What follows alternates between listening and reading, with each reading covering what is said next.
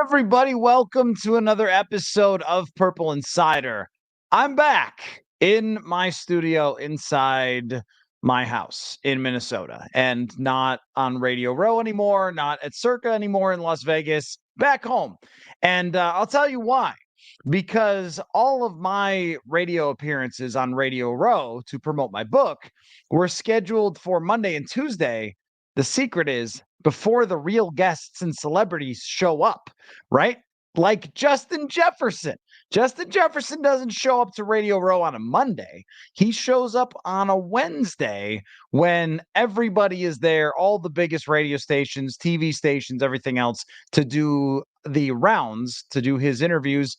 And I'm sure part of it was, you know what? Actually, I made a mistake.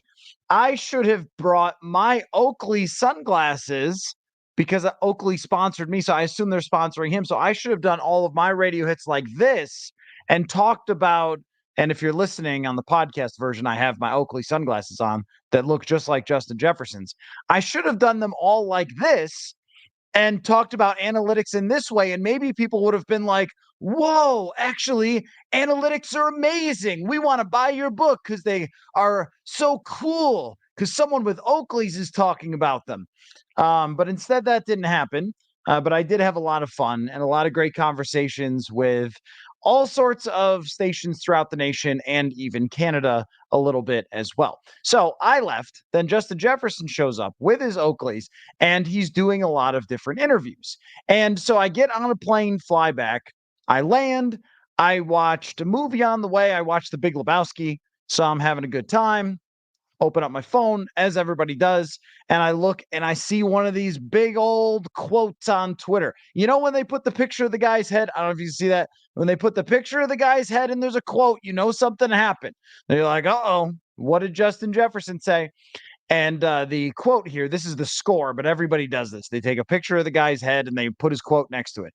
And then there's a bot that I think does it with joke tweets. Anyway, it says, Justin Jefferson, quote, I want to break the bank and be part of an organization that wants me and is willing to give me what I deserve. Wow. What a quote. Okay. All right. And I'm seeing it shared all over the internet, people getting worked up. And then I went back just on my phone while I was sitting there waiting to get off the plane and looked at what Justin Jefferson had said before about his contract situation, and it was that.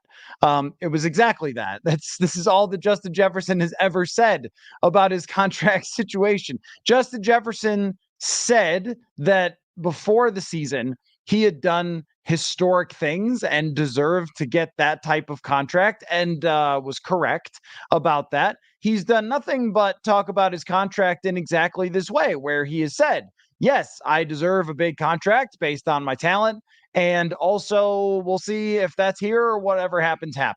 And we always have to keep in mind the situation when it comes to his contract and how the NFL system is set up to benefit the Minnesota Vikings, which is they have two franchise tags that they can use on Justin Jefferson, and they also still have him under contract. So it's not like he's set to hit free agency right now.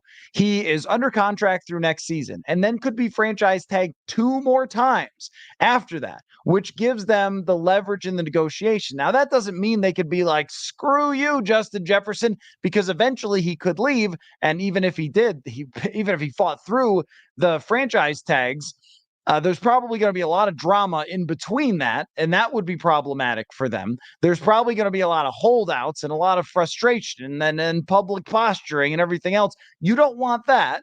You want to sign Justin Jefferson to a contract extension this spring or summer and then not think about it again.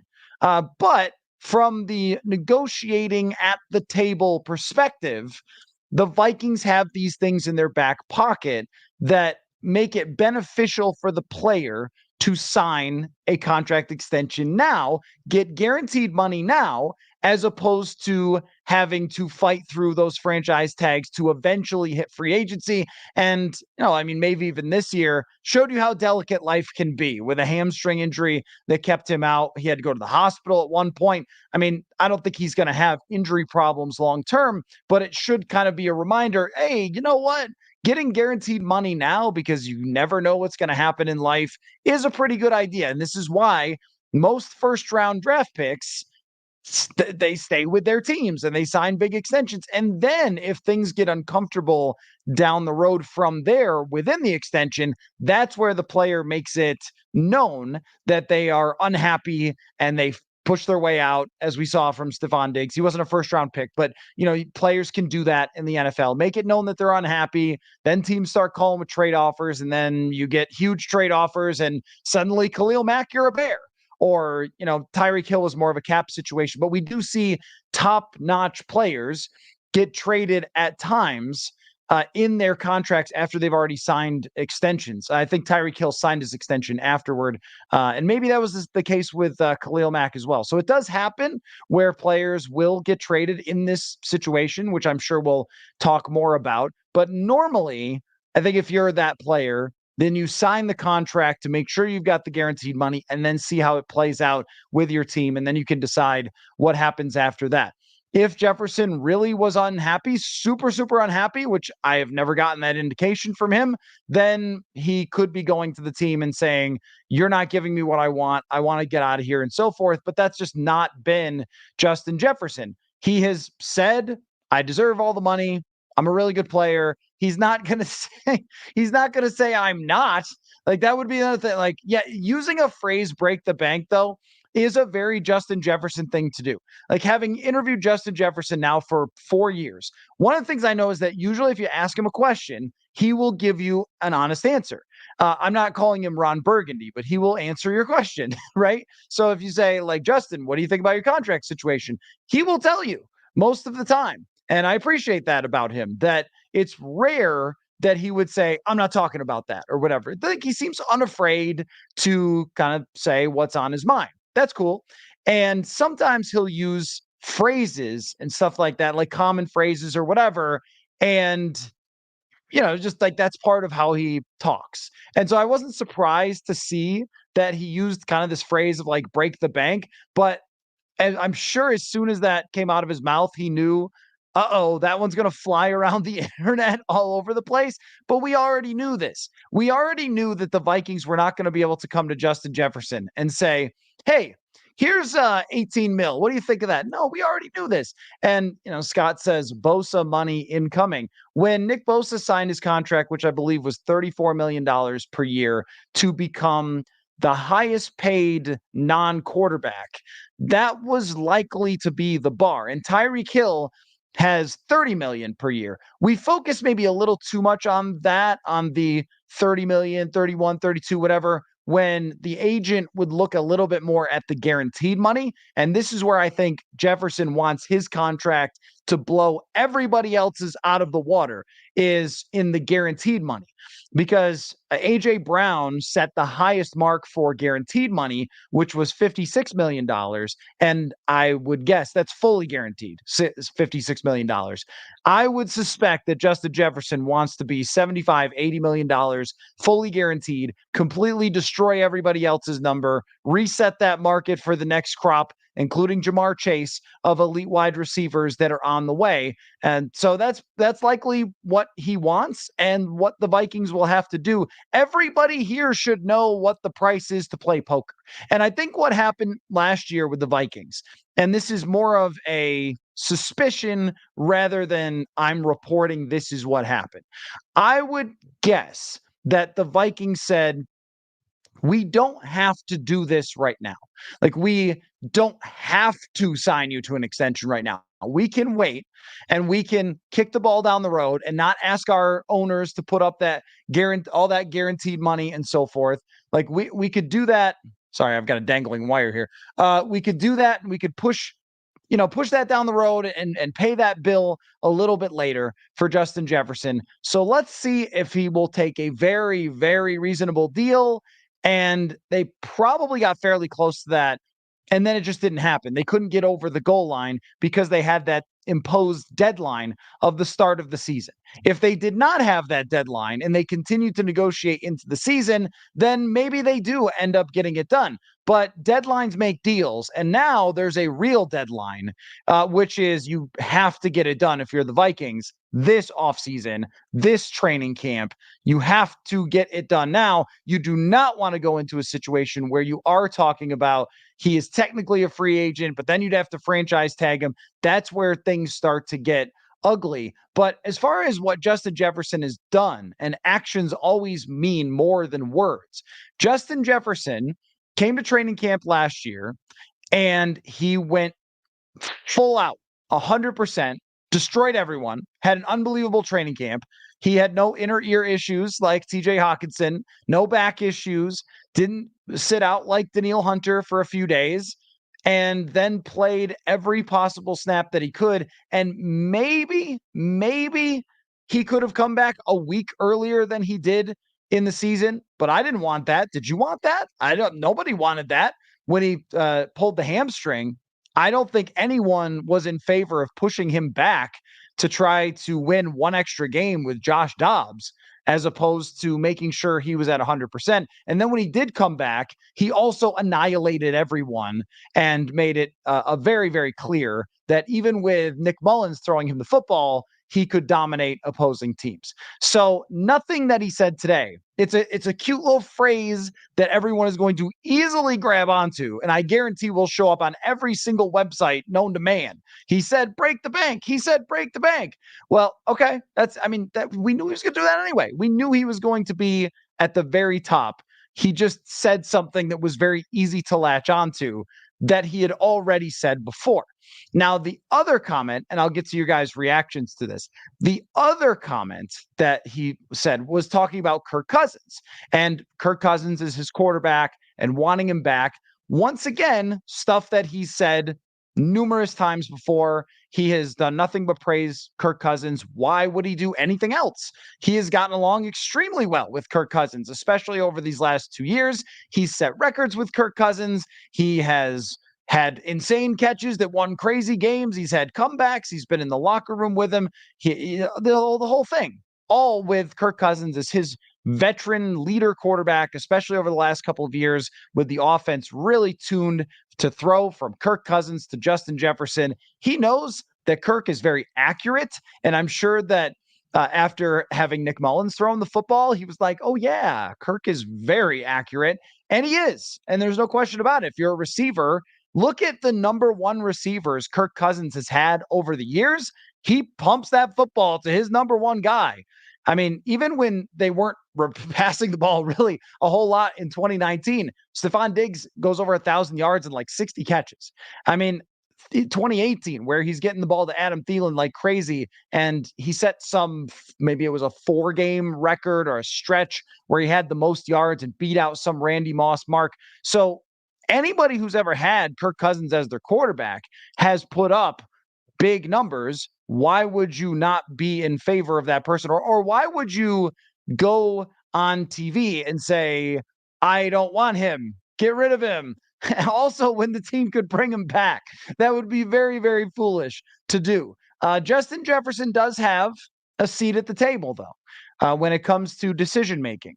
But I don't think that his voice would be the loudest voice or the one making the call versus the future salary cap versus how you're going to build the rest of this team.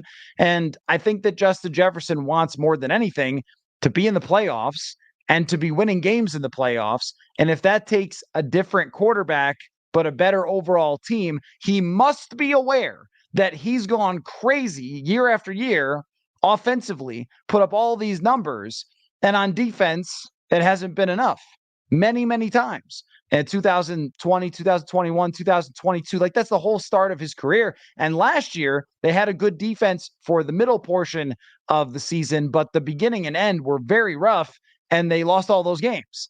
And so he's got to know this. He's got to be looking at, teams in the Super Bowl and saying, there's a lot of defensive talent. There's a lot of complete talent on these teams versus what your team has, which is not so much. And, if Jefferson's taking up a big amount of the cap, then how are you going to also have Kirk Cousins do that? Now, you could structure an extension to have Jefferson's big time money not really kick in until Kirk Cousins was already done. Right. So maybe you sign Kirk to a 2-year deal. That would be the way that they could do it, is sign Cousins to a 2-year deal and push it down the road for Jefferson where he doesn't become expensive until a couple years from now. That's what Philly did with A.J. Brown. So it is possible, but is it ideal? Is it likely that you could build around that? I don't know that it is. So, all right, let's dive into it. That's my thoughts. Is basically this is stuff that Justin Jefferson has said many, many times when he's been asked about it.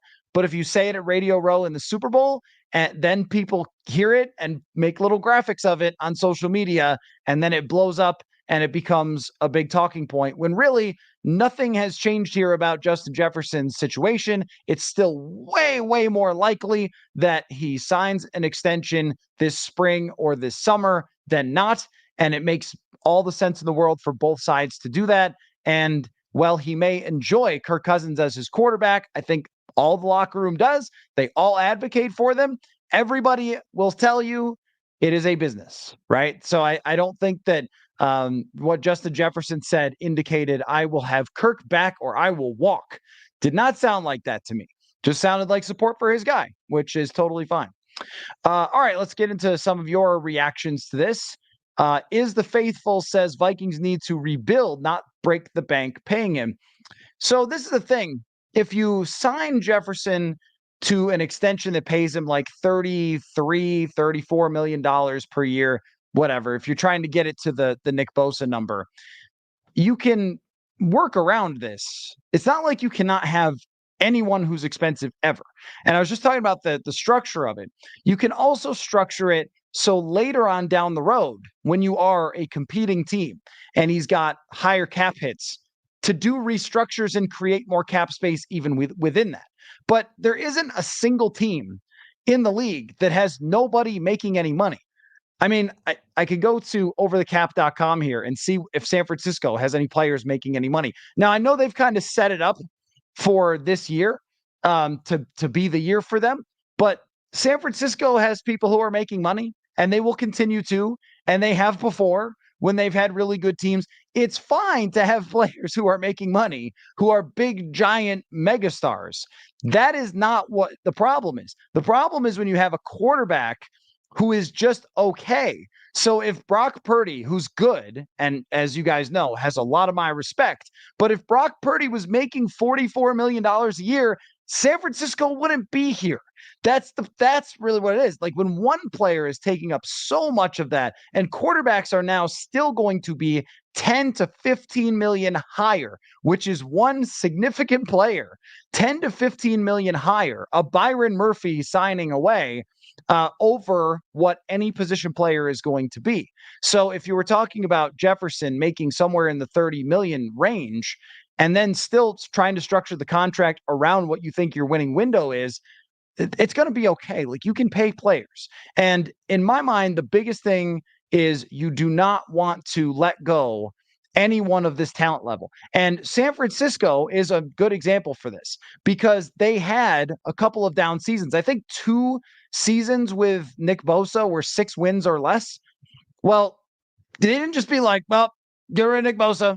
Like, no. You will not ever reach a Super Bowl without Nick Bosa type players on your team. Like, go through these 2 teams. How many players? Like, let's talk about that. How many great players do you need on your team in order to be in a Super Bowl? All right, if you have Patrick Mahomes, the number is less, but the number is not 0 if you have Patrick Mahomes. L'Jarius Sneed has been one of the best corners in the league. They'll probably lose him after this year, but he's been incredible. Chris Jones is one of the best defensive tackles of the last decade. So they still have multiple great players. And oh, by the way, Travis Kelce is got an argument for being the greatest tight end ever. I don't think he's quite that, but it's close. So you've got one of the greatest tight ends of all time, one of the greatest defensive tackles of the decade, and also numerous other very, very good players. On San Francisco's side, how many All-Pros they have? Deebo Samuel, one of the best receivers in the league. Brandon Ayuk, one of the best receivers. George Kittle, top 2 tight end. It's him and Kelsey, and that's the top 2. Trent Williams, one of the best left tackles of all time. Nick Bosa. I mean, look at the amount of talent here. And it's all the top end talent. Christian McCaffrey is the definitive best running back in the league. You can't say, like, oh, well, let's just move on from a top talented player and fill it in with 4 other draft pick players and hope that it works out. You really have to have numerous superstar Justin Jefferson level caliber players if you're going to win. So I don't think that trading them away. And sometimes people will act like another team would guarantee give 3 firsts for Justin Jefferson. I don't know that that is the case. I don't even know what someone would give for Jefferson, but I don't think that they're giving you what you would give for a quarterback. So I don't like that idea of trading Justin Jefferson even a smidge, even a little, because every team you go to ever, unless they have Tom Brady, but even then on defense, they would have like Ty Law and Richard Seymour going to the Hall of Fame. So even on one side of the ball for Tom Brady, or they would have superstar offensive linemen, or when Randy Moss is there, he catches 40 touchdowns or whatever the heck he had that season. What was that? It's like 20 touchdowns Randy Moss had. Like, that is what will get you there, is great players. If you move on from them, then you are just rolling the dice. And if you end up using that draft capital on Laquan Treadwell and Mike Hughes, and you traded away Jefferson, I mean, Moss is a good example, right? Troy Williamson. Oh, we'll just trade him away for draft picks. Well, what if those draft picks don't work out? It's not very hard to find good receivers. It's very hard to find the best receiver.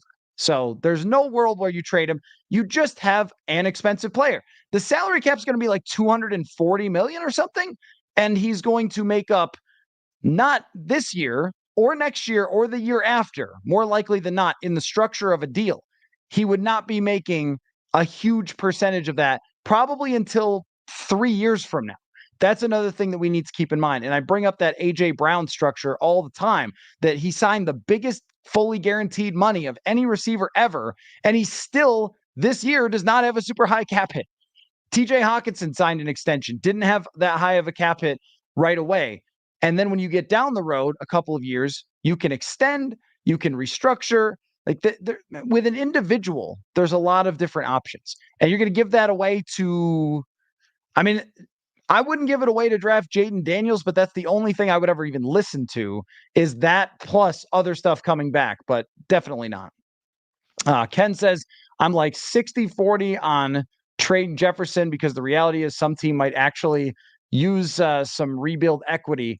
This is the thing, like a rebuild doesn't take very long if you're good at it. If you're terrible at it, I guess it could take forever and you'll just rebuild till the end of time. I mean, but if you're good at it and you stack draft capital by drafting high, by having a reset type of season, you get your salary cap correct, and you make moves in free agency and in the trade market to use what capital you have in terms of draft and salary cap to acquire players, and you get a quarterback who's good, you're right back. There you are. I was in Chicago and watching Tim Boyle and Nathan Peterman play quarterback against the Minnesota Vikings not that long ago, end of 2022. They were purposefully trying to lose the game by playing Nathan Peterman and Tim Boyle and sitting Justin Fields to get the number 1 overall pick not that long ago. And now everyone's talking about, here's Chicago on the rise. Chicago won the same number of games as the Vikings this year. Had Justin Fields been even a little bit better, they might have been in the playoffs early in the season when he really, really struggled. And then now they've got a chance to draft number 1 because of good trading and talent acquisition or asset acquisition. And that's where they are. The Detroit Lions, not that long ago, 2021, were 0-10, 0-10-1, maybe. And here they are. Everyone's talking about how they're the strongest team and they're only getting stronger and everything else. San Francisco had several down seasons, and here they are in the Super Bowl. So, and last year they're in the NFC Championship. It doesn't take forever to improve your team. It's usually 1 or 2 years. So if you go freaking out and losing your mind and trading anybody who's good, that's more likely to set you back, not get you to where you want to go. JP says, seems like Kwesi is losing control of the JJ negotiations. I wondered when that would come up. That normally these negotiations do not take place until March, April, May, June, July, and then sometimes into training camp. And with a deal like Justin Jefferson's, it can get complicated because you have all sorts of different moving parts and details to a deal like this that is absolutely massive. And so the length, how long you want it to be, how much is guaranteed, what other things are we putting in this contract that he wants, that the Vikings want? It's not something you snap your fingers and make happen. But the fact that it hasn't happened yet is also extremely normal, is another part of it. I mean, Nick Bosa is a great example. Normally, it goes till right now when players who are drafted in the first round sign a contract.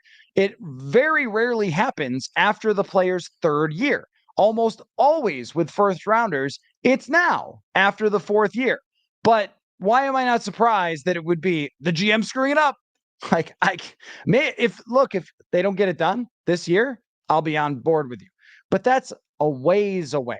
And again, with Justin Jefferson, he's saying the same exact things that he's already said, and that is fine that he's saying.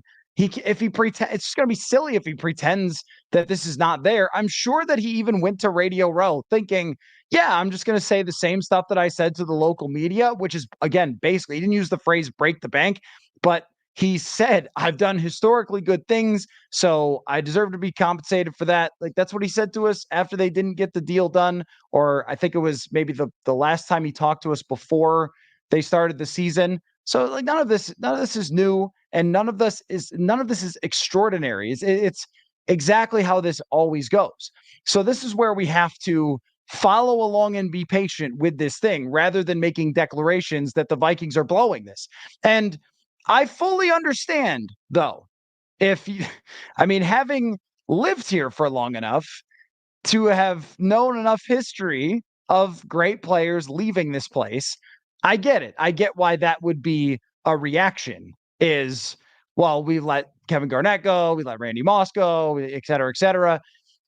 That doesn't mean that it impacts this, right? And this is a negotiation that I think will be a little bit tricky, maybe on the length especially, but it doesn't have to be insanely complicated with the fact that everybody knows he's going to be the highest paid wide receiver. So we start there. We should be pretty close to a number. And then look, if we get into the third, fourth week of training camp and Jefferson is unhappy and now his side's putting out leaks about the Vikings negotiating tactics, etc., then you can send that. Then you could say, well, looks like the Vikings are screwing it up. And I'll say, yep, it does. Right now, on February 7th, no, it doesn't look like the Vikings are screwing it up. It looks like he's saying I should get paid.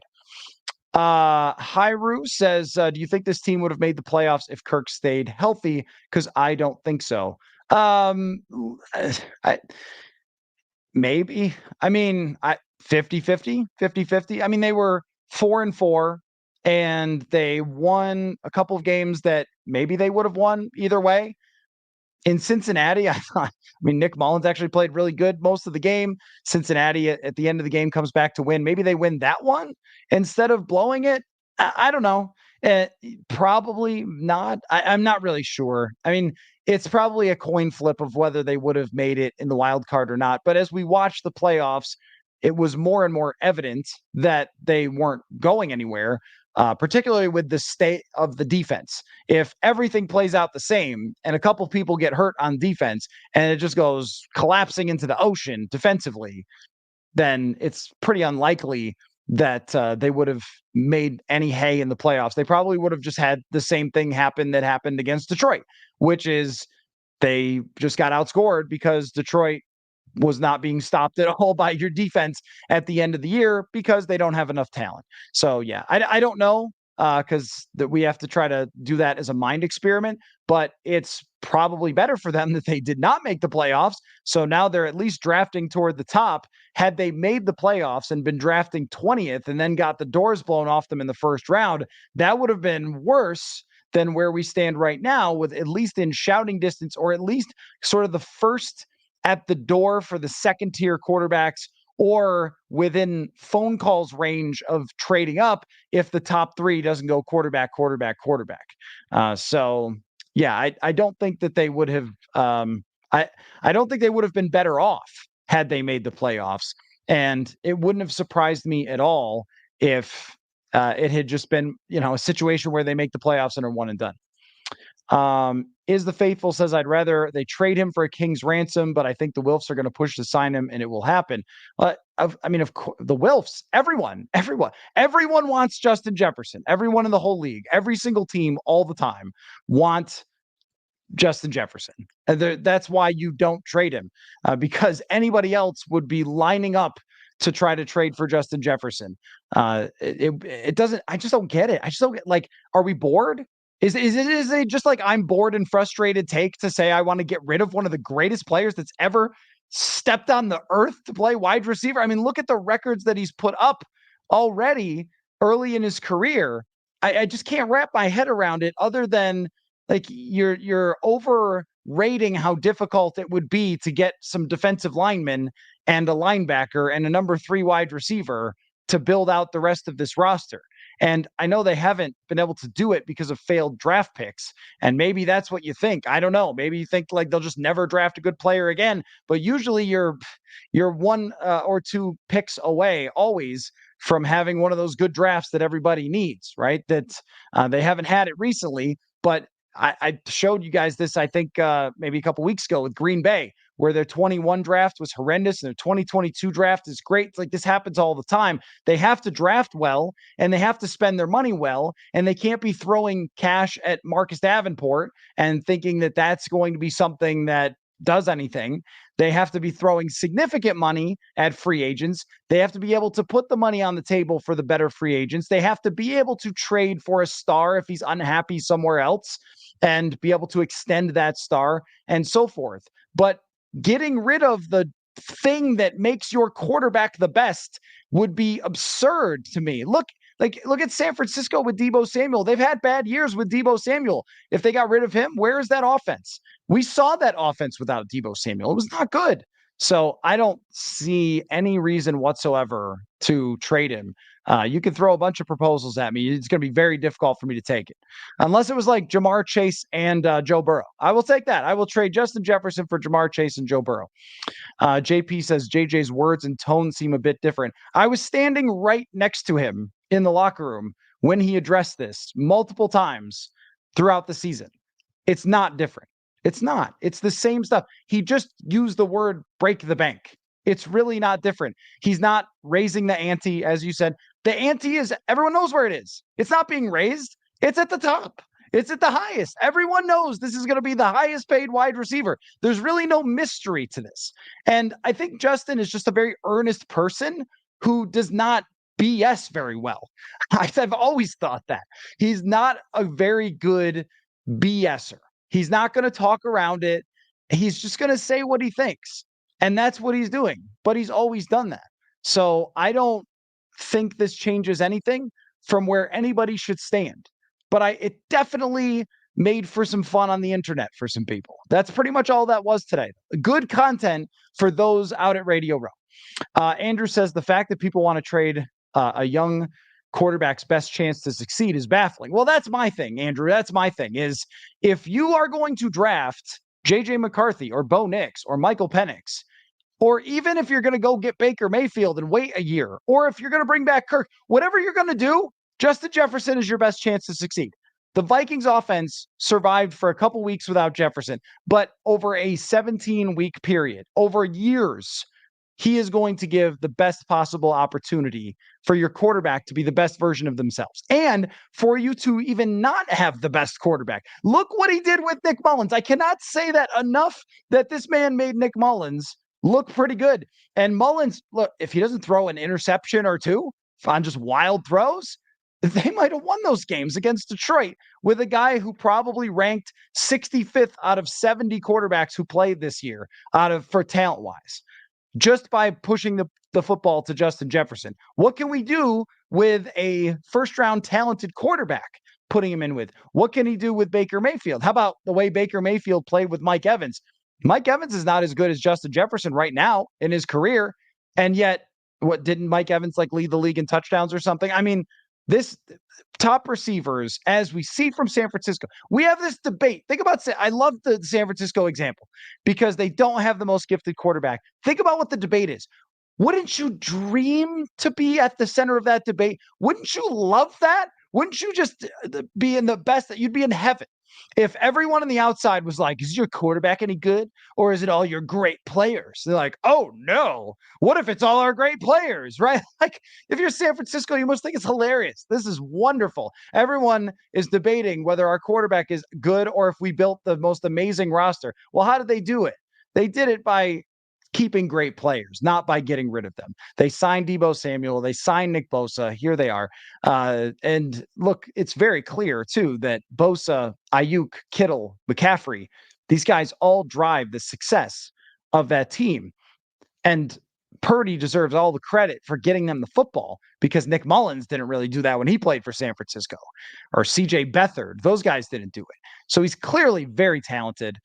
And I really, really like Brock Purdy a lot, but he is the go-to for this is what receivers can do for and a running back who's so gifted in the wide receiving game as well. This is what a supporting cast can do is you could take a guy who may not be perfect as a quarterback and elevate him. And that's what you're trying to do. You're trying to get the best version. And look, if you're asking me, talking about rebuild the roster, asking me, is it easier to get a couple of edge rushers? Or if you're talking about like a defensive tackle, a linebacker, a corner, or the best receiver in the world, like, okay, so let's say you draft 3 players. One is great, one is average, and one is terrible, which is probably how draft picks work. It's an edge rusher, a defensive tackle, and a linebacker. Does that get you to the Super Bowl? Like, what does that do for you if you're talking about 3 first-round draft picks? Even for Justin Jefferson. It just doesn't make a whole lot of sense. But I guess we have to discuss it because that's kind of where we're at with Jefferson making the comments. So Jason, Jason, I feel when you're in the comments that you're always kind of like a little on edge. That's how I feel. You said no contract before camp and he will not be there. He will hold out. We are a long way from there. It's February. I mean, it's possible that happens. That happened with Nick Bosa. Does anyone remember it? Does anyone care that Danielle Hunter held out a couple of days? Did anyone care with TJ Hawkinson? I mean, I know some people tried to make it into this thing like that he dropped a pass against the Chargers in week 3 because he held out ish in training camp. I don't think that. But TJ Hawkinson ended up with a great season. And Nick Bosa ended up with a great season. Like, it's fine if it takes some time into training camp, as long as it gets done. If we are approaching the start of the season and it's not done, then this type of anxiety would be justified. Not February, March, April, May, June, July, August. Wow, that's a long time that they have to start working this out. So I am far away from any sort of concern or panic over the situation now. When we get there, then maybe. But I mean, this is the thing. When you say that that Jefferson is worth more traded, he's not. I promise you, he's not. We studied this. I had intern Haley, who you guys know, who longtime listeners know, that worked in the analytics department for the Detroit Lions. One of her articles that she did for us was Purple Insider was looking at exactly how valuable Justin Jefferson is using PFF's wins above replacement data, which is not public, but she had it. And we compared it even to quarterbacks. And what we found was that Justin Jefferson was worth an average quarterback, which is insane for any position player. So if he plays a full season, he's worth as much as like Baker Mayfield to his team. A good edge rusher, a strong defensive tackle, a quality corner, even if that's the best you do with 3 draft picks, they don't add up to that. They don't. Not by the numbers. And the number one thing that's going to get you to the Super Bowl, we know this. The number one thing is passing efficiency. Passing success is number one. Hands down, number one. How are you going to do that best? Are you going to do that best with another corner? Like, no. So and this is another thing that's crazy. I knew this was coming. I knew this was coming. I don't have a lot like this. It's been a long travel day, so I'm a little short on patience. But I knew this was coming. Art Vandelay, and I'm going to give you more patience because your name is Art Vandelay, which is the Seinfeld thing. They should let JJ go if he wants to be greedy. I don't know I just don't know what to say to things like that. I knew we were going to get here eventually with Jefferson. We didn't really last year, but a little like ish with Jefferson last year, where people started to say, well, if he's going to want all that money, then he could just run away. All the great players get money. All of them get money. Greedy. No, he's going to get paid what his peers get paid. That's how this works. This is why this show has never criticized Kirk Cousins for trying to get money. Now, for criticize the Vikings for not being able to build around his contract and for extending him again after they lost all their talent in 2020, but not Kirk for him and his agent going out and getting the best contract they could for them. That's what Justin Jefferson should do. That's what every player should do. You're just going to have to completely miss me with the greedy diva, whatever.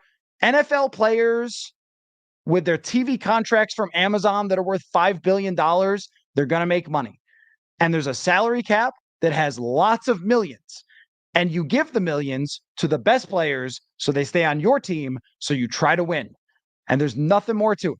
And if the negotiation goes out through the summer, you're going to hear a lot of this, and I'm going to be very unhappy listening to it. I'm going to be very unhappy listening to it. Justin Jefferson deserves to be paid as much as Tyreek Hill and A.J. Brown, probably more, because he's probably better than them. That's the reality. So I don't see why we would start calling him names and saying he's greedy and calling him a diva, but it happens. I also knew that this BS was going to come up too. They were 1-8 with Justin Jefferson last year. Well, that was definitely his fault. Yeah, definitely his fault. Yep. Oh, he did that. Yeah, he was the one that did that. I mean, are we serious here? They were 13-4 the year before when he won Offensive Player of the Year. Like, now you're just not even being genuine, right? This is like, now you're just throwing stuff around. This is like, what next comment should be, they shouldn't draft a quarterback because of Christian Ponder. Like, you're just throwing stuff out there. But I do see enough of this stuff where it's like, we need to stop this. We need to stop this. These anti-Jefferson talking points are they're just so bad. They're just so bad. Oh, they weren't good last year with him. Oh, yeah. Well, he did that. Take a look at those numbers and what he did in those games. That was him for sure. Anyway, Daniel says, I saw a lot of headlines today. JJ wants Kirk back. I get him wanting to continue the connection they built, but it's all talk, right? Or is that really his way of telling them to keep Kirk? No, I think that it's his way of saying that he appreciates Kirk Cousins. And I think everybody talks about Kirk Cousins in the same way. If you go to Kevin O'Connell's comments, or if you go to Kwesi Adofo-Mensah's comments, it's all the same exact tone with Kirk Cousins, where everyone understands that the reality of the situation with him is he's 36 years old and he is coming off an Achilles injury and he's a free agent and he's free to go wherever he wants and he may not come back. But over these last 2 years, under Kevin O'Connell, they went 17-8 with Cousins and had the 7th best offense in the league in the time span that he was playing. They put up a lot of numbers together. They won a lot of football games together. They went through a lot together through their careers. Why would anybody say bleep Kirk Cousins on Radio Row, knowing that every word you say, even when you say break the bank, becomes headline news? Of course, you're not going to say that. And I don't think he feels that way. Why should he feel that way? It's not really the point of whether he likes him or not.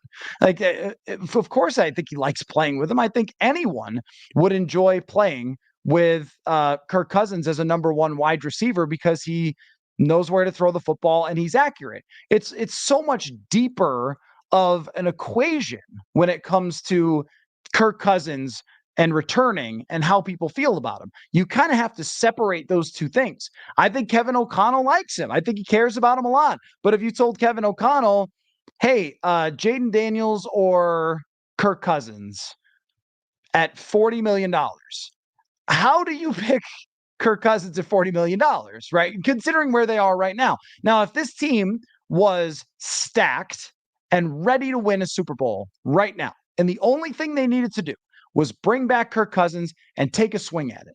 Then I would be on the side of like, yeah, I guess they should bring him back because there just hasn't like there hasn't been that many opportunities, and you can't let one go by, right?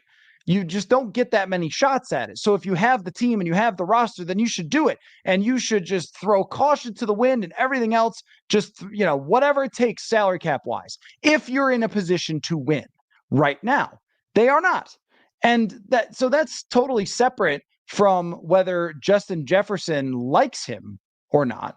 Um, oh yeah, I forgot Percy Harvin. That was another one. Mr. Pink reminds me of Diggs and Percy Harvin. Yeah, and the Diggs thing. I mean, you could say that the Vikings did well in that trade, but Diggs ultimately did go to a team that won the division 4 straight times, and if not for Kansas City, probably would have gone to the Super Bowl. So yeah.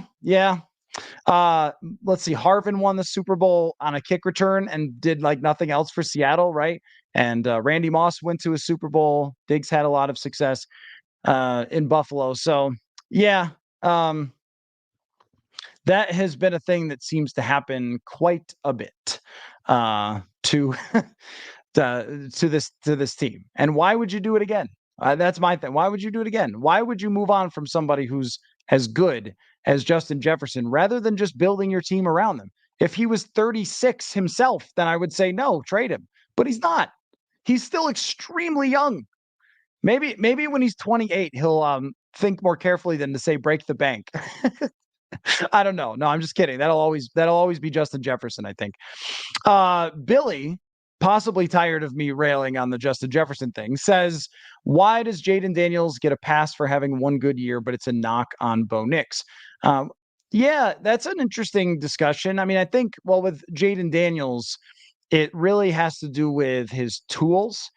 He has such an easy arm strength throw. Like, I don't put that weirdly, but he just has such easy arm strength, like flick of the wrist, explosive throwing the football velocity wise. And you see that from someone like CJ Stroud. It's obviously not as polished maybe with Jaden Daniels, but it's unique that someone can create that much velocity without any sort of real windup. And that's special. And the other part of it too is that he can run, I would guess, in the 4.3 to 4.4 range, which are very few quarterbacks who have ever been able to do that. And you can see Lamar Jackson like running ability from him. Very, very special. The ability to dodge tacklers, the pure speed, the explosiveness that is like a running back. He would be a top running back prospect with his speed. That stuff is different from Bo Nix skill set wise. I think he's also a little bigger than Bo Nix as well. So Nix is, I think, a really good athlete, but more like a 4.6 athlete, not a 4.4, right? And I think that Bo Nix has a good arm, but he doesn't have that incredible arm power that Jaden Daniels does. And I mean, you're right, though. It has taken Daniels time to progress, much like it did Lamar Jackson. But the athleticism level, Nix is good. He's up there. It's like a 7 out of 10, 8 out of 10 athlete. He's a very good athlete. Daniels is like a 10 out of 10. And being a raw player that finally brought it all together. I will say, though, about Bo Nix, I don't knock him for having great stats. I always ask, what was he supposed to do better than complete almost 80% of his passes and throw 48 touchdowns or whatever? Like, what was he supposed to do better than that? So I like Bo Nix because of that. But I think Daniels is a next level prospect because of the raw tools. And that's how you end up. Like, college stats just don't, I think, mean a ton to the evaluation. And we've seen that from Josh Allen, and we've seen that from Anthony Richardson, that if you are in their category of the arm strength, size, speed, all those things, and you look like, he's not quite like a Cam Newton, but if you look like a bigger Lamar Jackson or something, then you're going to get more attention than someone who has closer to average build and a little above average speed. It's like, this could be the best athlete in the league for a long time, or one of the best athletes in the league at the position. That's just something that teams are willing to take higher in the draft. But I won't criticize Bo Nix for playing great football. Definitely not. Scotty says getting all this draft capital isn't guaranteed to work out for teams in recent history. Lions were the only success I can remember. 2012 Rams. Wow, that's a long time ago. Whiffed with their haul. What did they give up? Yeah, I don't remember the 2012 Rams trade. Was that Sam Bradford? Or I don't remember what they traded for at that time. I guess maybe it would have been. That's going back like a really long time. The Raiders did whiff with Khalil Mack. I agree with that. That definitely people acted like the Raiders robbed Khalil Mack. Actually, no, that's a great example, Scotty. I was trying to recall like what that trade was for the Rams, but that is a great point. That I'm sorry, I'm just blanking on that. What that you'll have to remind me in the comments. But with Khalil Mack, that trading away Khalil Mack was looked at initially like, wow, great job, Raiders. You got all this draft capital, but they got Khalil Mack. And had Mitch Trubisky been even okay, then that team would have had a great chance to go to a Super Bowl. And in fact, Mitch Trubisky is another shining example of how you don't even have to draft a perfect quarterback. Like if you draft a good quarterback, and he wasn't even good, but he was good that year and they miss a field goal in the playoffs against Philadelphia. If they make it, they've got a decent chance to make a real playoff run with somebody who was a bust quarterback. They still put together a really good team, in part because they could trade for Khalil Mack with where they were. So, I really think that that's a good example with Khalil Mack of, you think, oh, trade away Jefferson and you'll get all this draft pick stuff. But if you don't hit on those picks, then, I mean, if you hit on them and got Troy Aikman, Emmitt Smith, and Larry Allen, then maybe you'd be in good shape. But what's the likelihood of doing that? And here's the other thing too, whoever is trading with you is not trading you for Justin Jefferson if they're terrible. They're doing it if they feel like he's a final piece to go win a Super Bowl. So they're not going to give you the number 1 overall pick. They're probably giving you the 25th overall pick, which does not have the greatest odds of getting you a superstar anyway. And then you just chase your tail forever and we never have good football. So that's, it's been driving me a little bit crazy, but I knew that was going to come up today quite a bit when he was on Radio Row. John says if the Vikings drop Cousins and push JJ's money forward, the cap from Cousins will move to JJ. I'm not sure exactly what you mean, but there's a pretty big difference between the numbers of salary cap for quarterbacks going forward as they're expensive and what Justin Jefferson's going to be. And I don't see any issue with working around Jefferson's contract, especially since the way you can shape that to your potential timeline, meaning that you will still have opportunities within his early part of his contract if they do it in an ideal way. And that could be problematic. I mean, if they want to do 5 years, which they probably do, if they want to do 5 years for him, we've seen them work out contracts to extend windows before. They did this with all those guys who were drafted in 2015 that they had to sign to all huge contracts at once. And it wasn't until 2020 that became problematic for them. So there's always options and things you can do for a player like that to kind of mold it around what you have. I think I think that it won't be an issue to build around Jefferson, but you have to hit on draft picks. You have to find good free agents. Like you have to find other elements of this team around him. And you're going to have to be savvy with when these players get expensive and how you shape those contracts as well. But I look at it as being quite a bit different from a quarterback contract that just takes up so much of that cap space. And then if you have him, if you had Cousins and Jefferson at the same time, that'd be pretty tricky. So Jason says crazy report came out today with Washington taking Harrison Jr. and trading second to the Bears for Justin Fields. Oh, okay. So let me follow this. I love hypothetical drafts or trades at the draft. So we're talking about Washington taking Harrison Jr. at 2 and a second rounder. Okay, I see. I initially read that as number 2. So they take a receiver rather than Drake May and then trade for Justin Fields. I would hate that for Washington. I mean, they could do it because until further notice, just like we did with the Lions, until further notice, you are Washington. And I know Daniel Snyder is out, but that doesn't mean that the new people are geniuses. And the way that they handled this Ben Johnson thing, they basically threw a hissy fit after he turned them down. I made me like a little bit skeptical on the new ownership of Washington, that it might take some time for them to figure things out. But as far as like them taking someone else other than Drake May at number 2, then everyone should celebrate. I think Harrison is going to be a really good player, but without a great quarterback. I mean, if it's Justin Fields, would you like to play in the same conference as Justin Fields again? Sure, it's been fine.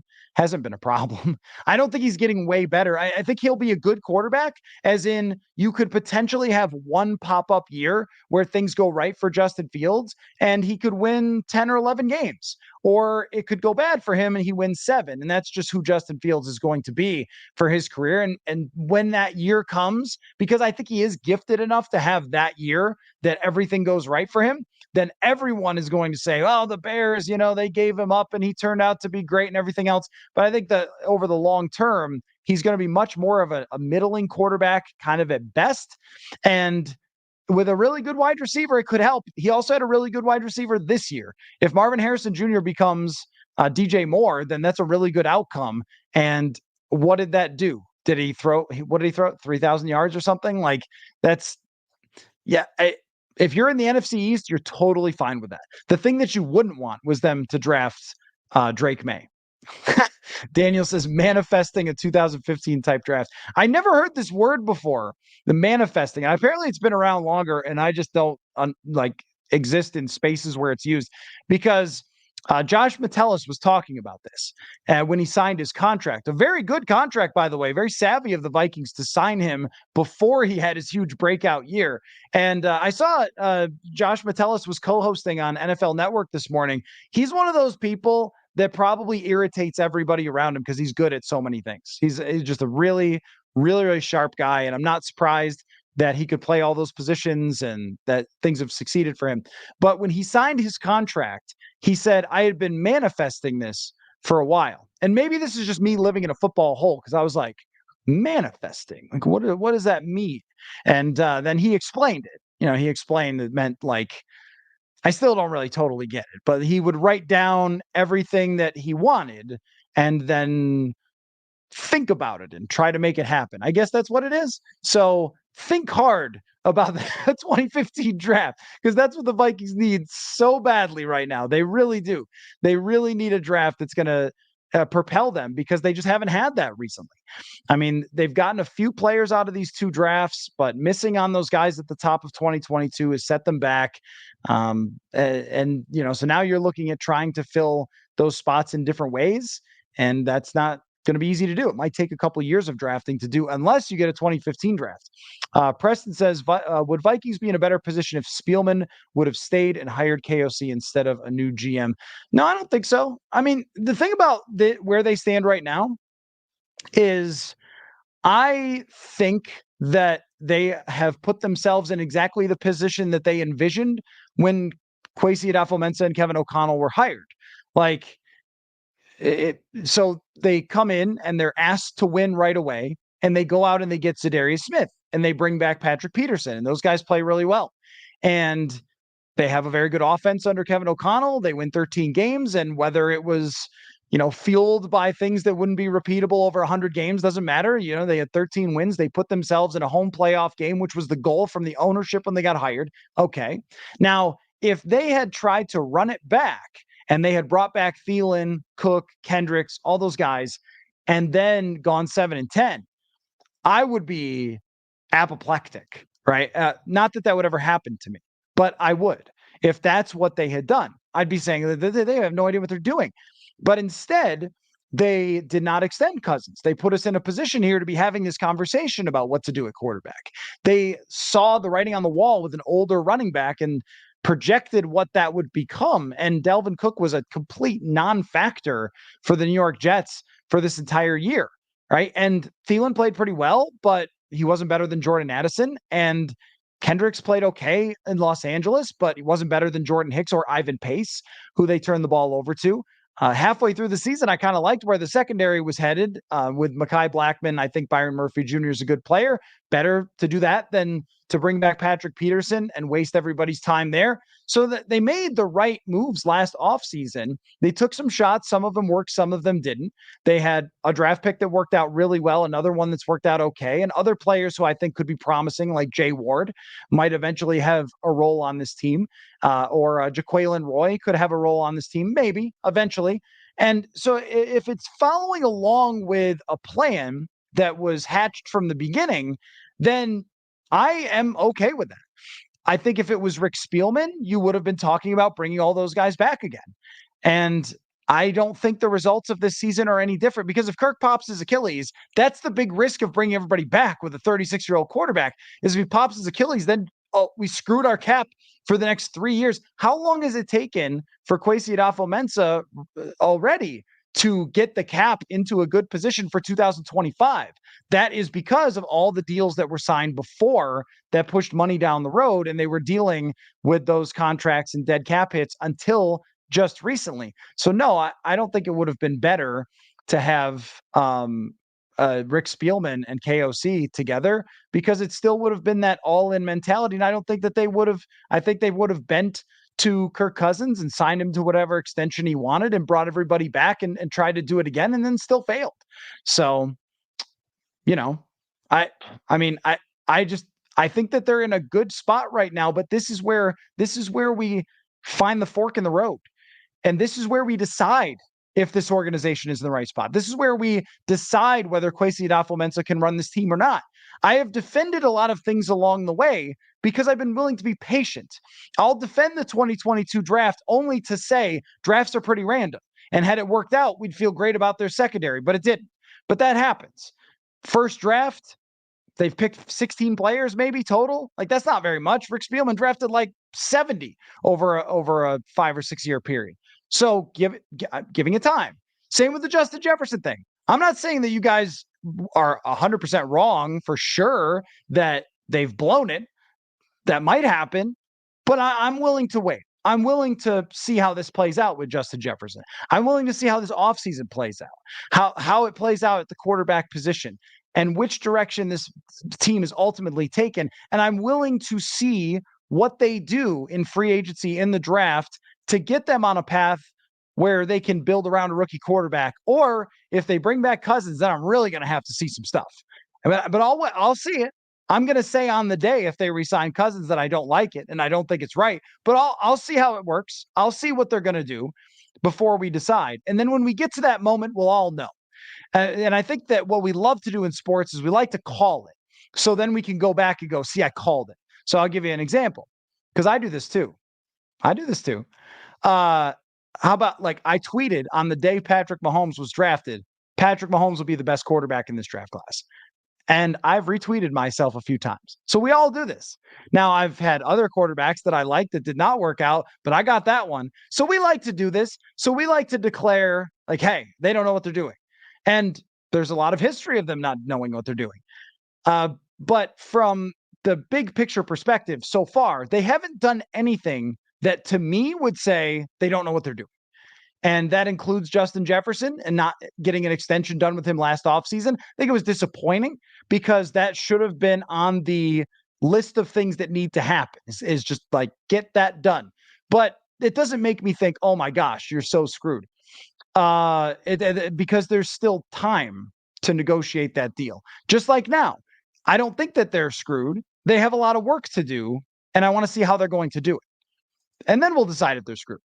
Evan says, is there a PFF rating for impact on rush against certain line positions, say left tackle, so people can stop presuming that it's not important?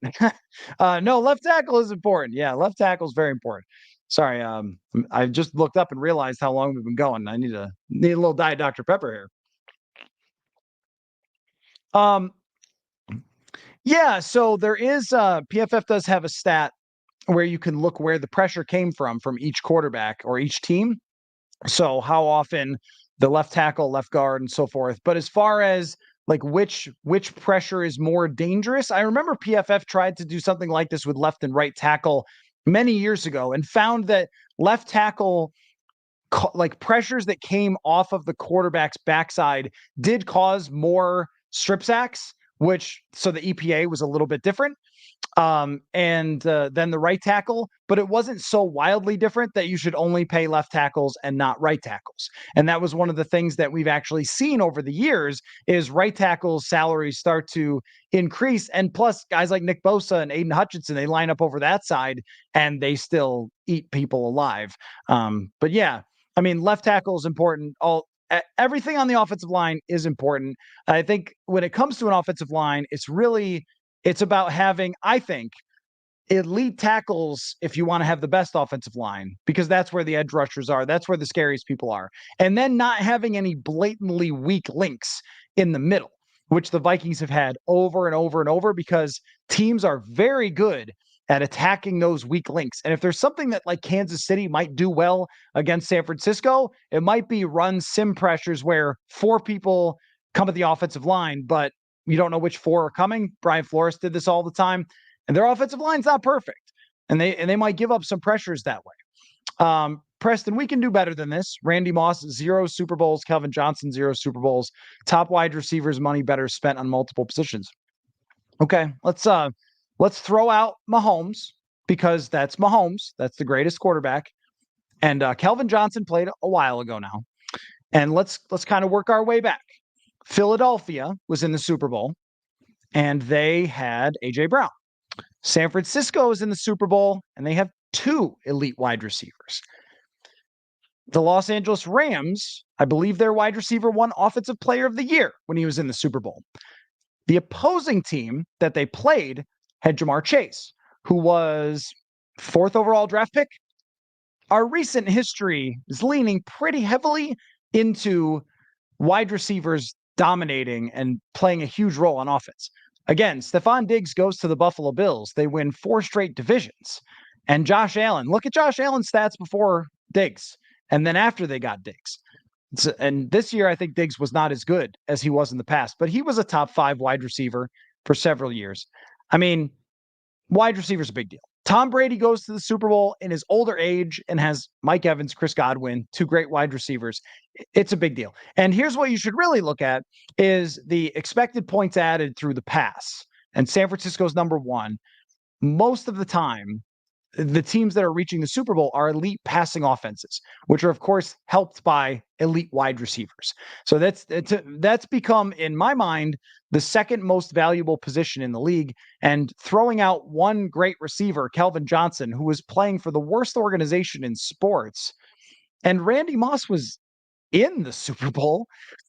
I mean, Randy Moss is Eli Manning throw away, right, from winning the Super Bowl.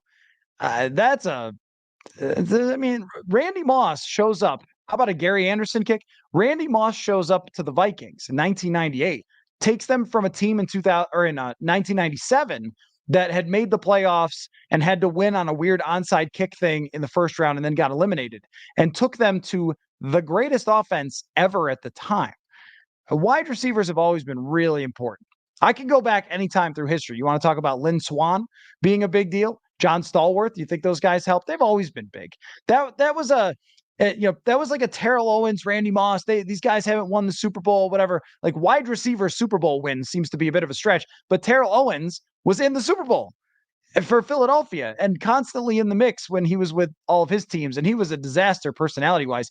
Receivers have always been there. Hey, did Jerry Rice win anything? I don't know. The best receiver ever, did he win any? John says there will be good QBs in the second round. They won't be able to start right away, but you can sit them until they are ready to go. Here's my issue with that, John, is look up the second round quarterbacks. Jalen Hurts worked out, and then no one. Go back, and then you find Derek Carr and Jimmy Garoppolo, and Jimmy G went to a Super Bowl, so you could say that one worked out. But second and third round quarterbacks, in your mind, it makes a lot of sense to draft them and develop them, but in practice, it doesn't. It doesn't. Oh yes, yeah. I went semi-viral over the last couple of days. I wasn't on Twitter a lot because I was busy in Vegas, but yes, my book went mildly getting aggregated, and then people got really weird about it. Bob says Kwesi said he uses PFF. Why would people think that's lazy? Everyone uses PFF. That's correct.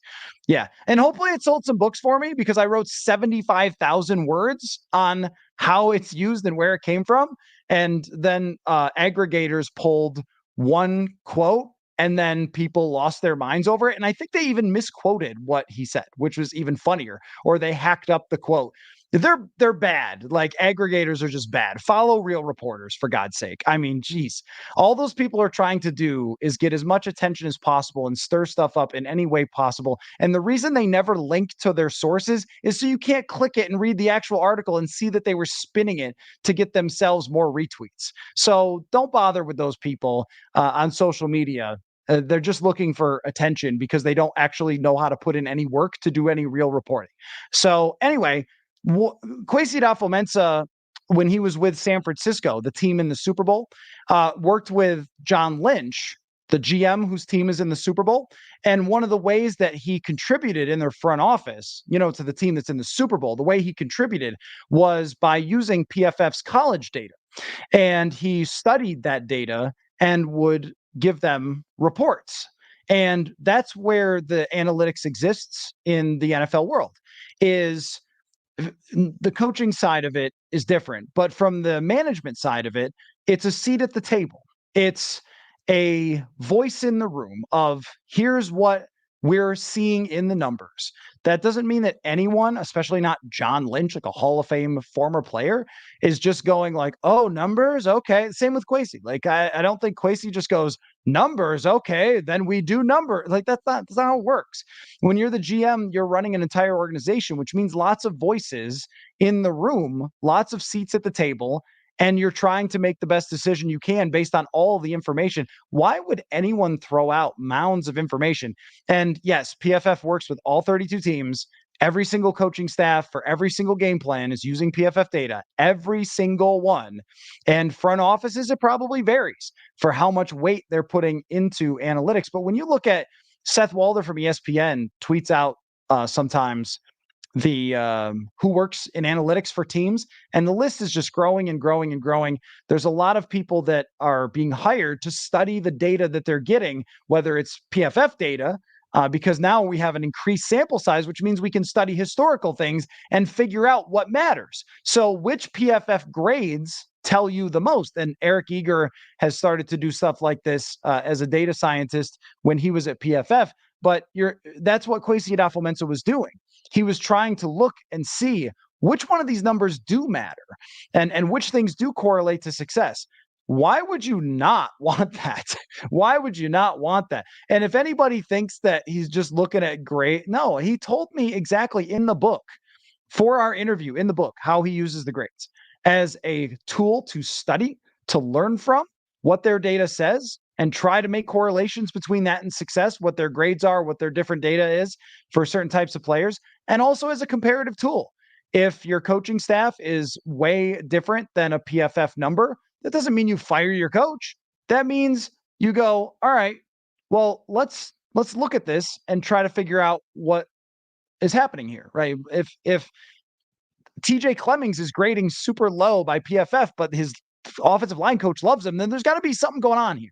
Like, what is it that is causing that differential? Again, why would you not want to do that? Because PFF is an unbiased group who's doing their grading versus maybe your coach drafted that player and they're trying not to be hard on him, or they're harder on their veterans, or you know what I mean? Like, all these things can bias anybody's grade. So they're doing it all the same. So why not look at that? And the strengths and weaknesses of how they do it. When it comes to the analytics side of things, this doesn't make a good GM, by the way. It might not. Like, long term, it might not. I really don't know.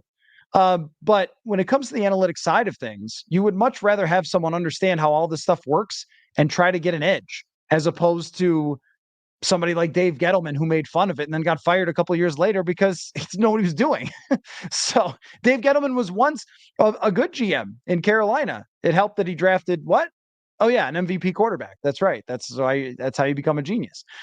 So anyway, a lot of these things are small margins. You're looking for small edges, but then you draft 8 players out of 250. You get to pick 8. Maybe you pick the wrong 8, even if you do it right. I don't know. That's why all of it's hard to evaluate. But why would anyone not want their general manager to understand where all sports have gone? All sports, every single sport is being deeply influenced by numbers. And this data is not going away. So you want to be better at using it than the next guy. You want to understand it better than the next guy. You want to understand where to throw it out. And San Francisco is extremely good at this. This is a good example. San Francisco threw out the numbers on Christian McCaffrey. They said, you know what? We don't care that it's a bad idea analytically to trade a first round pick for a running back. We don't care. We need this guy. We need him now. And it worked out.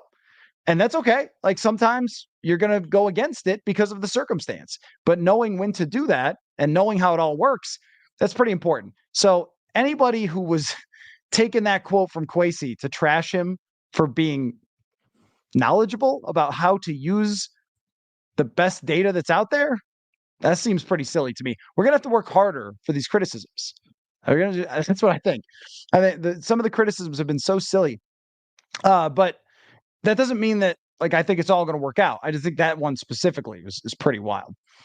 Let's see.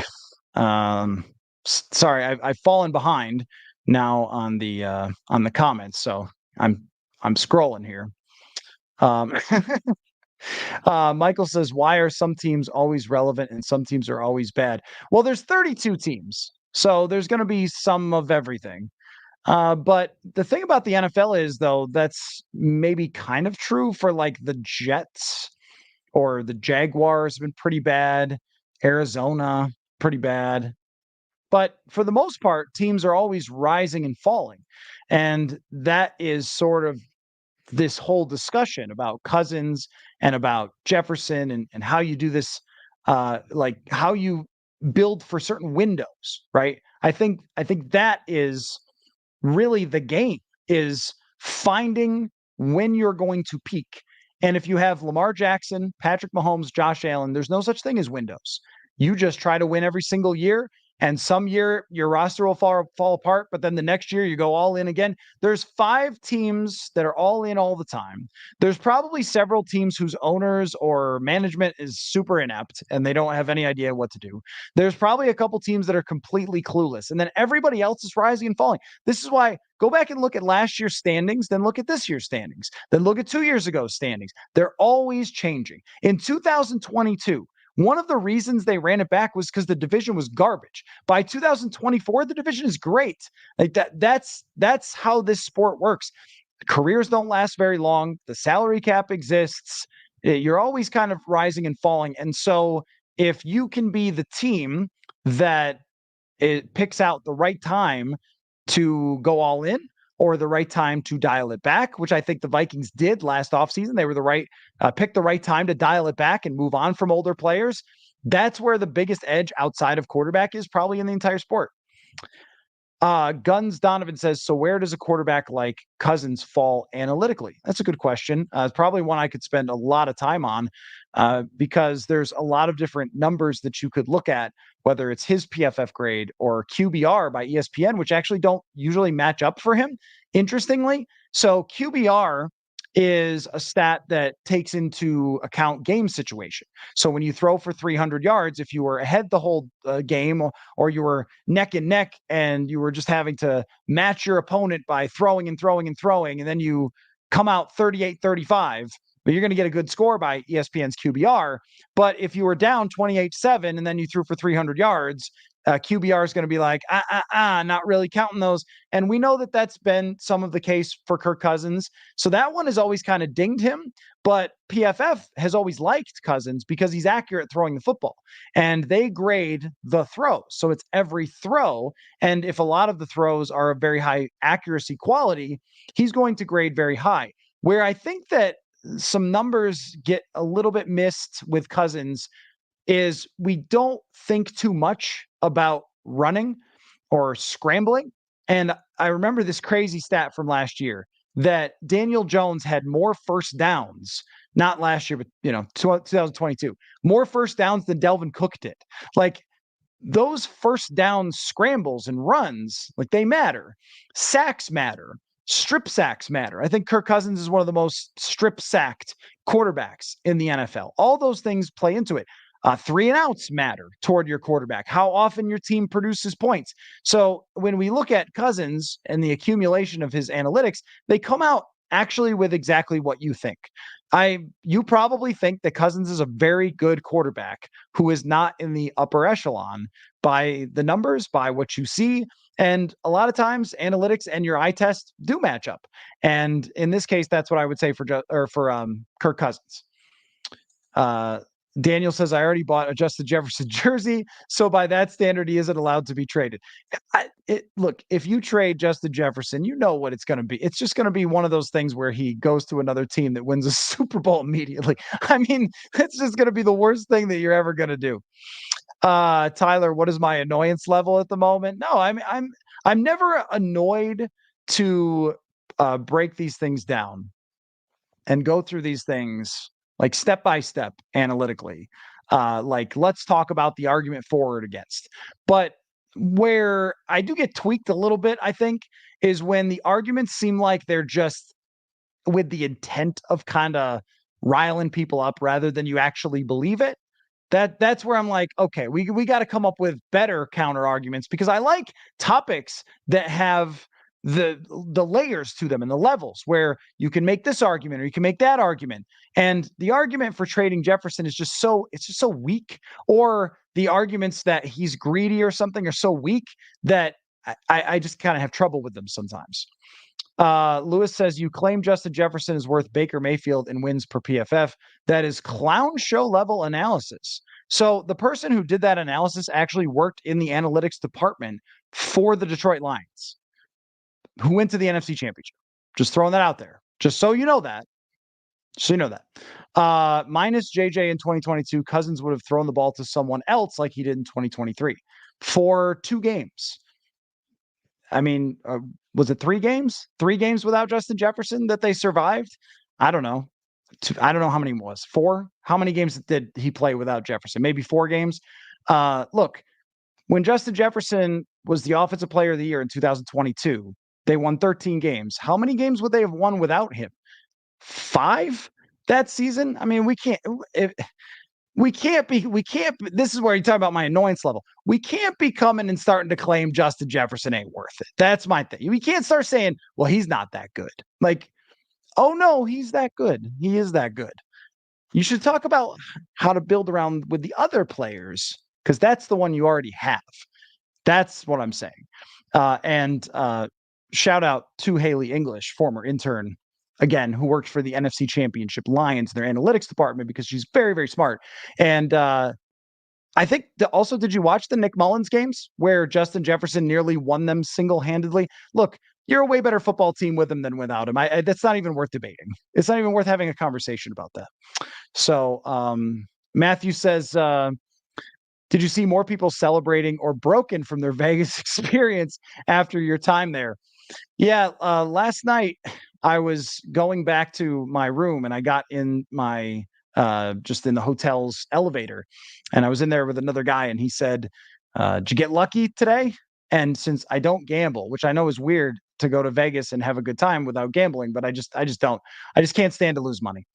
Now, if you guys tell all your friends to sign up for the newsletter and increase the channel and make me wildly rich and buy my book and all those things, then maybe I'll gamble away some of that money. But for now, I'm too much of a cheap person to do that. So I was like, I'm fine. I'm like, yeah, I had a good day. And the guy says, it broke me. And then he walked off of the elevator. And I was like, damn, that didn't inspire me to go down and start gambling, honestly, to tell you the truth. But there's some people in tough. What ends up happening in Vegas is after midnight, you either have people who have completely lost everything and look disheveled and broken and are just going back to the bar time and time again, or you have people that are having the time of their life. And those are the only 2 types of people. Let's see. Extending, I assume you mean KOC would enhance the chance of taking a quarterback this year and give JJ enhanced comfortability in that regard, David says. Yeah, I mean, with Kevin O'Connell, I mean, I think that you want this group to have a chance. That's how I would put it, is you don't want them to feel like they're on the hot seat. And if ownership is doing that, then that is bad. That's what I would say. You want them to feel like they are given enough time to see it through. And if that's the case, then you can potentially have success. I mean, I know that like nobody wants to hear about the Packers, but I don't know that it's a total coincidence that the Packers don't have an owner that is impatient. They don't have an owner at all. And that they've been able to take long-term approaches to certain things, to the wide receiver position, which a lot of us criticized them and made fun of them for, or taking Jordan Love when they should have maybe taken a receiver at that time and so forth. But they let it play out, and they had a multi-year plan to let it play out and not just like all in, panic, fire a coach, whatever. Like they've stuck with coaches until it really was time to fire Mike McCarthy. But then, Matt LaFleur, it's not like they had a bad half a season and then they're just talking about getting rid of him or something. Having a long-term approach is very, very valuable, I think, in the NFL.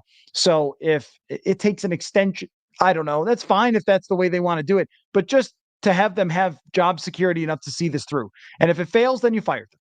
Or if they panic and bring back Kirk and they don't win, then you fire them. That's okay. But if they want to draft a quarterback and build around them, then let's give them that time to be able to do that and see how that ends up playing out for at least another 2 seasons, unless it's going really terribly, which I don't think it will. At least another 2 seasons if they're going to take a long-term approach and then see where we're at. But I mean, how about like Chicago even? Chicago halfway through the year, Eberflus was a dead man walking. We're talking about Ryan Poles, who's going to be the next GM. And then they make a Montez Sweat trade. Everything starts to kind of go their way a little bit more. DJ Moore starts lighting it up, and now they look like a team of the future. So things can change, and there's always these rocky moments when you're having to take a step back with your roster. There's going to be difficult and rocky moments. So how do you manage through them? Well, definitely not by putting your coach in the hot seat. So if that's an extension that it takes, then that's fine. Then do that.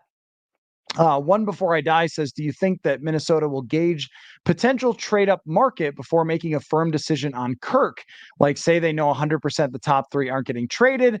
Could that make them lean into Kirk? Yeah, that's a really good question. That is really what the combine is for. I mean, I don't know where they stand on Kirk. I've always thought that they have a number, and if Kirk won't take that number, then that will be the end. But to your point, though, if they get a sense, so earlier we were talking about the report with Washington and talking about how they could draft a receiver and trade a second for Justin Fields or something. So they're having they're gonna try to get intel and have meetings and conversations and everything else at the combine to get a sense for maybe where the top of the draft does stand and if they can trade up. And you do kind of get this feeling a little bit, going back to what Ben Gessling said a while back, you kind of do get this feeling that maybe they want to trade up and that's like the answer for them. And if there's a sense that they might be able to do that, then it could influence them moving away from Kirk or even what their offer would be, because that might be the most ideal thing in their mind. For me, I'm not entirely totally sure about that.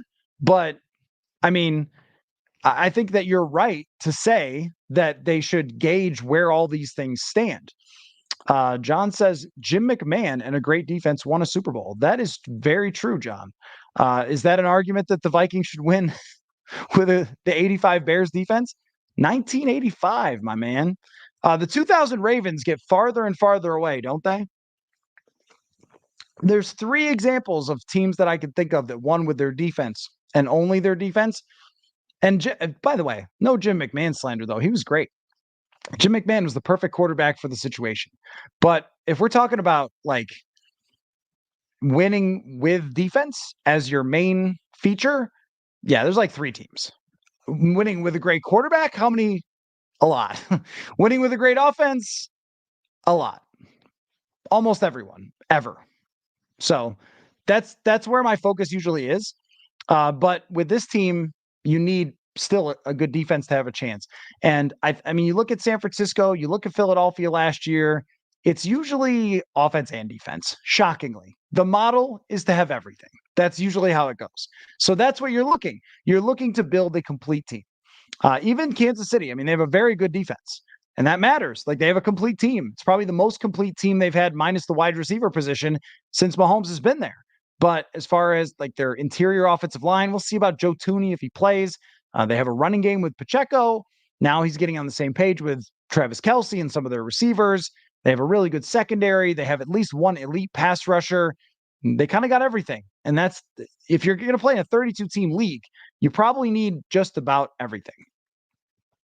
Spencer says, manifesting is trying to bend the universe to your will. It's like praying to yourself as the master of the universe. Wow. That is intense. Does that work? I'm, I'm not mocking it. I just like, I've never really understood that, but I think that something like that, and I am not knowledgeable in stuff like this. I'm all I do is football. I did all those interviews at Radio Row, and then I was in a casino at 1:00 in the morning with another talk host, and we were talking about the salary cap in football. Like, that's just all I do. So forgive me on stuff like manifesting, because I don't know like where these things come from or how they work. But if you yourself write down, I think it's been one of those things that people have said is a correlation to success. People who write down their goals. So if you write down, I want to make it. I want to make it as a safety in the NFL if you're Josh Metellus. I think that there's a real driving force behind that, right? Like, you're making your goals very clear. So whether you think it's bending the universe or just making your goals clear and focusing on chasing them, it's probably a lot of the same thing. But like, don't quote me on anything regarding manifesting. But that's interesting that that's the concept. And I thank you for explaining it to me. Let's see. Javier says, why do I feel like I'm being taken advantage of whenever I see Kirk doing interviews and talking about how much he looks forward to free agency? Something about it feels like I'm a victim. I mean, if you're Kirk Cousins, what you're going to do is you're going to do interviews and you're going to talk about how good your Achilles feels, and you're going to smile for the camera, and you're going to say, Atlanta, come pay me, or Vikings, you know what the dollars are, right? Because that's what you should do. You should do that if you're Kirk Cousins. You should try to weigh it in any way possible. He's not doing anything wrong by doing interviews or talking about his health or anything like that. He's not doing anything wrong by trying to put himself out there and let it be known to come get him and give him the best offer possible. There is absolutely nothing wrong with that. So it does make me feel like he's excited about those conversations, though. That's the one thing that I have also kind of kept coming back to with Cousins, where it's like, this man kind of wants people to call him. He wants to be wanted. And that was clear in his final press conference with us. And it's been clear in these interviews where he's been like, yeah, well, I guess we'll see where it goes. This should be interesting. It's like, oh, okay. He's not saying nobody, like, don't lose my number, Falcons, lose my number, Steelers. He's not saying that. Michael says we still need defense. Of course, that killed us the last 3 years. Tired of seeing us get run over all the time. Last year was good midway, but it fell apart. Well, that really connects to more of the point. Not about Jefferson for me. That to me doesn't have anything to do with Jefferson and much more about the quarterback. Because if you're going to have numerous really, really good players that will drive defensive success, doing it around a quarterback contract will be really tricky unless you hit on a bunch of draft picks. And that's hard to do. So that's where this all kind of drives back to, is if you want to do that, like have a much better defense, I think that Flores can weigh the odds better for you in the draft. I think we already saw that with him picking Mekhi Blackman. They didn't even have a second round pick. Like, there wasn't a lot of opportunities there, but I think Flores and his scouting background, his development, is going to be pretty good at, finding these players, developing these players for his defense so they can fill in those parts. But if we're talking about getting and acquiring really, really good talent, it either has to come at the very top of the draft, which they might have to spend on a quarterback, or it's spending the money or spending in a trade, which usually is the money and so forth. So, this is why we talk about this with the quarterback, where it's really, really, really difficult to have an expensive quarterback and build all those rest of the parts of the roster. I think you can have it for a year or two if you already have those other pieces in place, but trying to grab them in free agency by signing Davenport or by signing, Byron Murphy Jr., like, that's just not going to get it done. I'm going to work through these a little quicker now because it's been a long stream, but it's been a really fun one. Javier says, do you think you can give your 2 cents on my timeline question regarding New England and trading for 3 before free agency? Would love your 2 cents. As far as like before we get to free agency, like making that trade up. Yeah, I mean, I think that the timing probably they have to go to the combine and they have to figure out where everybody stands and what the opportunities are, what the price tag would be to potentially trade up, what New England is doing. And I think Kevin O'Connell knows Gerard Mayo, like what they want as far as the quarterback position, and try to figure that out and try to figure out what the price tag would be. And you can make that trade whenever you want. You could certainly make it before free agency. Yeah. And I think your point is that if the decision has already been made on Kirk and he's left, then teams are going to jack up the price. But I don't know that that's really the case because trading up from 11 to 3 is always just going to be an insane price. It's kind of like the Jefferson thing where it's like this price can't really move. It's always going to be absolutely all the way through the roof. Preston says, I'm trying to make the point where everyone argues that you can't win a Super Bowl if your quarterback makes more than a certain percentage of the cap, that it seems like they don't make the same argument when it comes to JJ. That's because the numbers aren't the same. I mean, they're just not. Like the AJ Brown contract is a great example. And it's the most expensive contract by fully guaranteed money, is that when you sign that deal, you can have several years of it not being painful to you. It's impossible if the guy makes $45 million to have it not be painful to you. And it's also not that you can't get to the Super Bowl with an expensive quarterback. There's an expensive quarterback in the Super Bowl. He's also the greatest quarterback of the generation. And we saw Aaron Rodgers win 13 games in MVP seasons. But it's not that you can never pay a quarterback. It's this quarterback. And when has it worked to pay him and try to build the entire roster around him? And that's kind of the point. Yeah, I agree that what would you expect JJ to say about Cousins? Yeah, I mean, of course. Yeah, and he should, and he always should. He should always support his quarterback. Every player should. Let's see. The Good Enough Angler says, what's the last receiver you remember that got paid as the highest paid receiver in the league and on the contract and ended up winning a Super Bowl? So I just brought up AJ Brown. The Miami Dolphins were really good this year with Tyreek Hill. Was it like, did that restrict them from winning? Look, Stephon Diggs was right there, like as one of the highest paid wide. Look, if we do stuff by just who won the Super Bowl, and the Rams won the Super Bowl with Cooper Kupp, I don't know what his cap hit was, but they signed him to an extension, didn't they? So, but it's not really the point. Like, who won the Super Bowl is just not a way to evaluate stuff. How good because the Eagles are 3 points away. Like, I guess doesn't count. Like, it just doesn't count. Well, then nothing counts because the same quarterbacks have won all the Super Bowls. But yeah, I mean, I went through them. I went through the receivers. Like, having a receiver that can drive the success of your offense is really important. And almost every team that's gone to the Super Bowl, Julio Jones, how much money was Julio Jones making when his quarterback won MVP and they went to the Super Bowl and were up 28-3? I don't know. There's like a ton of examples of great wide receivers being a huge part of these offenses that went to the Super Bowl. But again, that's just not even like a good way to do it. We should look at like, how can you build the best possible offense? Let's see. Odin says the PFF guys mentioned your book on today's live stream. Well, I appreciate them doing that. I very much appreciate them doing that. I have to say that the support for the book and everything from all of you guys who listen and watch on YouTube and subscribe, and the other media who brought me on their shows and talked about it, even people who like are not analytics people but took their time to talk about it. Some of them had even read it before. It's been amazing. It really has. I have such I don't know what's the right word, like great appreciation for that. Feel indebted to all the people who helped me to do this.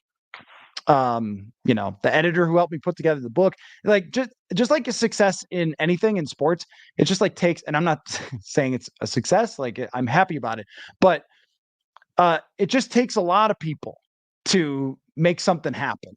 And, you know, I really appreciate everybody who supported it. So anyway, well, very, very interesting stream here tonight. And I appreciate all you guys watching, playing along. And we'll have a Super Bowl stream tomorrow with me and Manny. And I hope that you guys will show up and play along with. We're going to do some trivia. We're going to have some fun there. We're really going to talk about the game. And if stuff comes up again, like today with Justin Jefferson, we'll definitely dive into that. We'll definitely take Vikings questions, but also try to have some fun with the Super Bowl as well. So thanks so much, everybody, for stopping by. For some of you were in the chat for the whole stream, which is amazing. And I just can't thank you guys enough. So thank you so much. We'll see you tomorrow night, 8 o'clock Central, as always. And thanks, everybody. Football.